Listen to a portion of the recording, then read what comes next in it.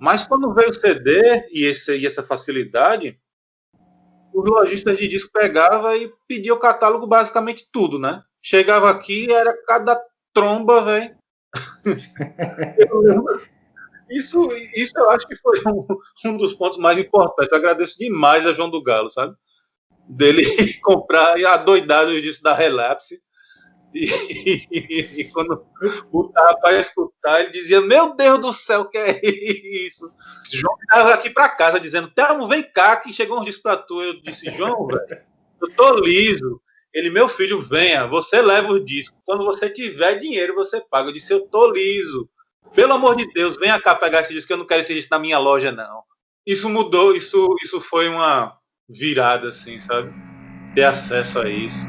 Estamos dando início ao terceiro episódio de Sem Título, Música Experimental Pernambucana, série produzida em plena pandemia do Covid-19, totalmente isolada, sem aglomeração, sem seringa, sem vacina e assim como o nosso Brasil, completamente desgovernada. É isso aí, plano real, internet, SoulSeek, donos de loja comprando CDs a granel e trazendo muita coisa errada para eles, né? Porque para nós você viu que foi uma beleza, fio. É sobre isso que falaremos agora neste episódio. Meu nome é Túlio Falcão e junto com meu amigo Grilovski estamos produzindo essa série aqui sobre música experimental pernambucana, que é uma quimera com cabeça de guarda-chuva. Solta essa vinhetinha aí pra nós beber, Grilão.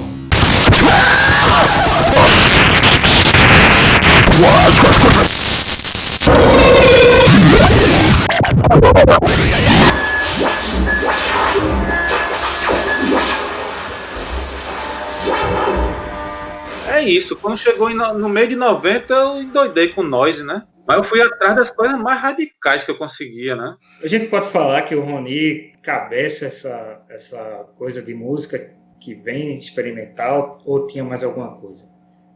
Temporalmente, eu acho que sim. Se existe alguma coisa, ficou perdida. E aí, pós-Gnomos na Metrópole, viu o Mário Sérgio lá fazendo coisas diferentes na guitarra.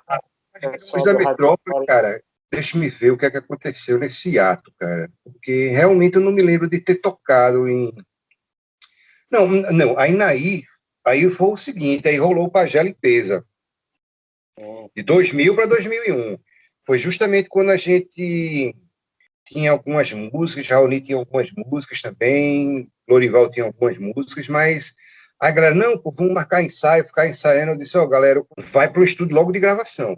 E realmente deu muito certo isso, porque saiu o disco, né? Uma sessão de estúdio, a gente gravou umas 8, 9 músicas, assim, tudo de improviso, só tinha eu nas cordas, então ou era baixo ou guitarra, eu tocava, então eu puxava lá algum tema e a galera ia cantando a música por cima e pronto, e era isso, e um take só, mas é uma banda que também foi só meio que aquilo, e o Pajé Limpeza virou a co-direção do filme Resgate Cultural, né? E virou a trilha sonora também do Resgate Cultural, né?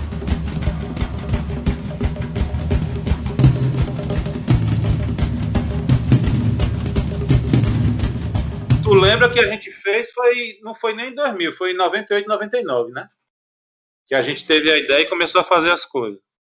Aí meu pai comprou um amplificador que eu tenho até hoje. Eu sei que eu tinha uns 3 CD players nessa época. Aí fui olhando na mesa, entendi que eu conseguia ligar todos os CD players e era diferente de ter o receiver que eu chaveava para ir encontrar que equipamento eu ia escutar. E na mesa era só abrir o fade para cada um, né? Mas cada um eu fazia uma coisa. Bicho, quando eu percebi isso, eu fiquei muito encantado. E daí, eu sei que eu entrei em contato contigo e disse, velho, vem aqui em casa que eu quero te mostrar uma coisa. Que foi justamente que eu estava escutando o Pulse Demon, do Mesmo, junto com as coisas dos tambores do Burundi e escutando toca-disco junto, assim. Só abrindo os fades, né? E aí casou que tu tinha pego aquele sintetizador e meu velho me deu um 486 dele. E tu estava também começando, não, já estava com uma certa experiência de mexer com software, né? Fazendo loop, né? Com o ACID, né? Eu tinha o ACID em 10 disquetes numa caixinha. Era mais do que 10, eu acho. E chegava na casa dos amigos tal, instalava, botava cada disquete lá no computador do cara, instalava e passava o dia, né, fuçando, mexendo. E o SoundForge também, né? Que foi uma porrada de... Daí tu me ensinou a mexer no softwares, né? Sei lá, a base das primeiras coisas é tudo de CD, né? Pegar umas partezinhas, eu importava aquilo ali, pegava as partes e começava a montar. Engraçado que depois de uns anos vê que o processo era muito análogo às coisas de música concreta, né? Dos cortes secos, sobreposições e tal. Mas via tua experiência com hip hop, né, velho?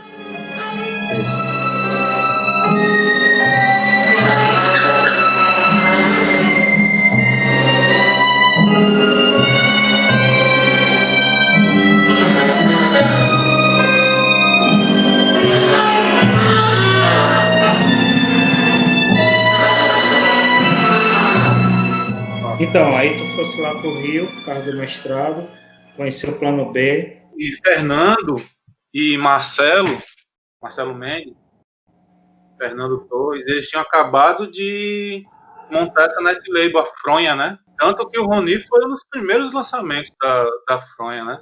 Na descrição deles próprios, um dos mais radicais, né? Eu lembro da chamada, era o pop misturado com kraut esquisito do B12 e os radicais de Pernambuco.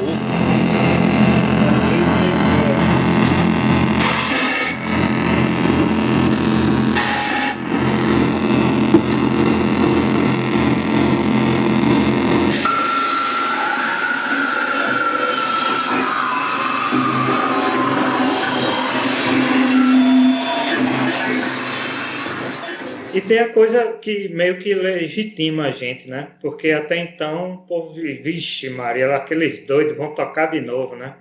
É. Mas aí quando vê gente de fora vindo e fazendo meio que a mesma coisa, o pessoal, epa, peraí, tá acontecendo alguma coisa aí, né?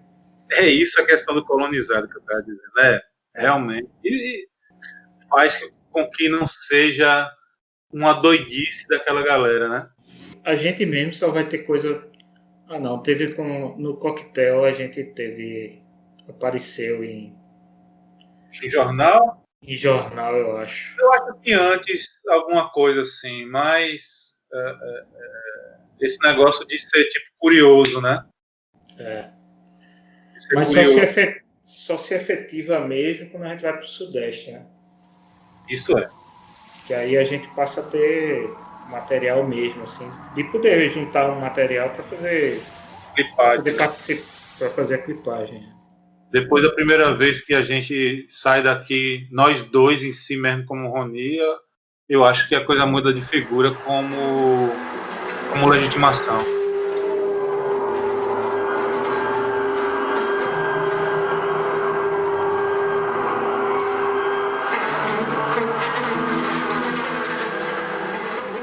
Arthur se mudou para lá, né?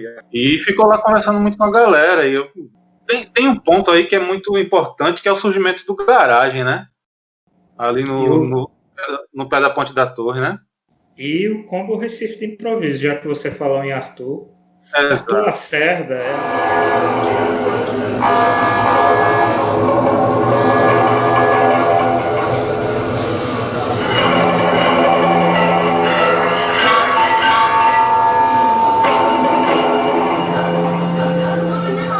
Vocês também estavam se articulando, né? Eu acho que você, Matheus, Arthur... Minha relação com música experimental começou na escola ainda, quando eu mudei de escola. Fui com o Diogo, né, da Leve, a gente foi para o Neoplanos e Arthur estudava lá. E aí eu ia para casa de Arthur, sempre depois da aula, que era a gente ia andando lá pro centro, né, ele morava perto de Nóbrega. E meio que tava começando essa vibe de internet e banda larga, né? A gente começou a baixar tudo do Soulseek, né? Eu conheci o Soulseek por ele. E aí Arthur começou a baixar e me mostrar, tipo, Stockhausen, John Cage, Xenats. E na época, assim, eu tava tocava assim em banda, mas assim, comecei a tocar com coisa de pós-rock, prog e tal. Mas meio que quando eu comecei a escutar música clássica assim do século XX, né? Eu meio que não entendi nada, assim, eu gostava do fenômeno sonoro que rolava, mas era algo que eu não conseguia explicar para mim mesmo, assim, sabe? E aí eu comecei a me interessar mais, assim, como a gente chegou nesse ponto, assim, né, de fazer esse tipo de música. Foi quando, na época eu tinha feito, acho que jornalismo, primeiro vestibular, e aí foi quando eu decidi fazer música por isso, né? Estudar música, e aí foi quando eu fui pra UFPE. Mas aí com o Arthur, acho que ele me chamou algum dia para ir ver um show de vocês. Eu lembro, foi aquele show do Combo que tu acabou tocando violino lá. Pô, eu não sei se era Combo nesse dia ou se era Roni mesmo, porque era tu Era e Combo. só tava basicamente tu e Thelmo e não sei se Grilo também. Não, a gente tocou com o Arthur nesse dia. Com Arthur, exatamente, então foi isso. Porque assim, antes disso, acho que a gente já tava fazendo uns combos também. Que eram os que a gente fazia na casa de Vicente. Eu, Arthur, Vicente, o Rafa, o saudoso Rafa, Campelo, Carlos, Matheus, era uma galera. E a gente começou a fazer essas gravações, era massa com o Thelmo, né? Basicamente, a gente fazia 1 hora de improviso livre. Geralmente era sempre o mesmo time que a gente parava organicamente, assim, né? O organismo de todo mundo dava o limite na hora. Voltamos aos nossos estúdios.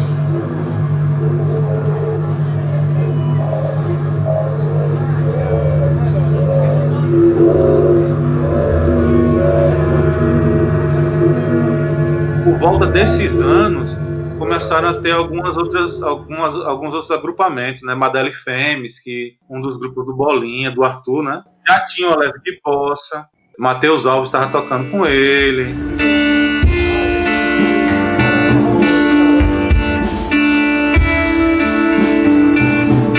Essas bandas, não estou dizendo que elas vieram disso, mas é bem time mesmo, bem zeitgeist. Foi o post-rock, né, velho? Foi post-rock e outra. E essas bandas de post-rock vindo tocar aqui no Coquetel Molotov, né? Eu acho que a coisa mais que puxava para essa coisa da improvisação livre, influenciada pela música erudita e tal, acho que era Roni e Combo mesmo. Porque assim, na época do combo de improviso, surgiu o Emboage, né? Que já tinha uma proposta que não era só improviso livre, assim. Emboage, assim, sempre foi livre, sempre foi assim, a gente não ensaiava tema, nada, mas Emboage tinha aquela coisa do combo, mas com bateria e tal, de certa forma era um pouco mais acessível pro público. E daí o combo surgiu dessas cachaças que tinha lá no garagem. Como tu morava longe, tu não ia tanto, mas aparecia. E aí Bolinha pilhou esse negócio da gente gravar uma coisa de improvisação livre, né? E aí a gente foi lá em Paulo das Calçadas, não é isso? Além do garagem, tem uma outra coisa para o combo ter surgido. Eu ter acabado de comprar um saxofone, parece que atiçou o negócio de tocar improvisado por causa da simbologia do saxofone com o jazz, né?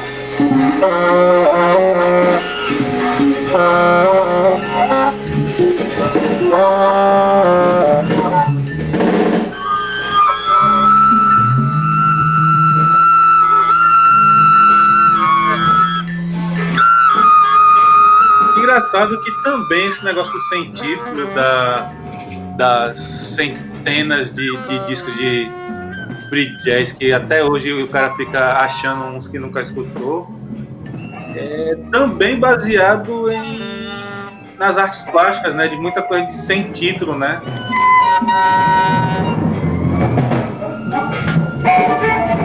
E daí o combo tocou um bocado de vezes com 10 mil formações diferentes, né? Todo mundo chegou. No garagem rolou algumas vezes. Antes da gente se juntar para gravar, isso já estava como se fosse uma definição não definida. Tipo, não, o combo não vai ser isso, essas pessoas. vai ser a partir de um núcleo, as coisas vão modificando. E realmente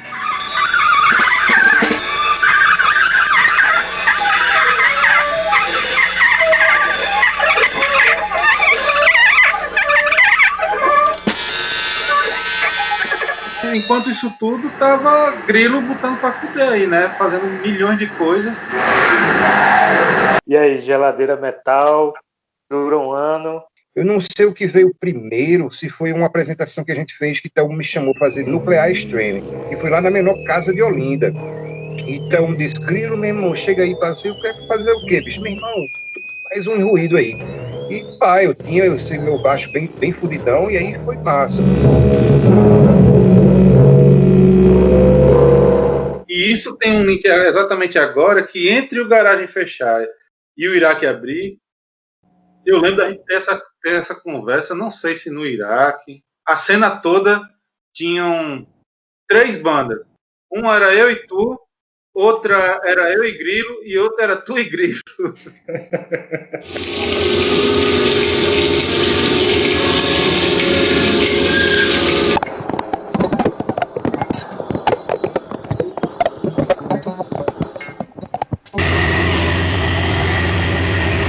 Tem um certo momento em que eu começo a sacar o Iraque e eu sabia que rolava dia de segunda, segundas indigestas, né? Isso mesmo, Tainá, segundas indigestas. E ainda temos Estranhas Ocupações, Festival Rumor, mais pessoas chegando na cena, produzindo, e também algumas problemáticas como acessibilidade, machismo, etc. Tudo isso iremos ver no nosso próximo episódio de Sem Título Música Experimental Pernambucana. Espero vocês lá. Até!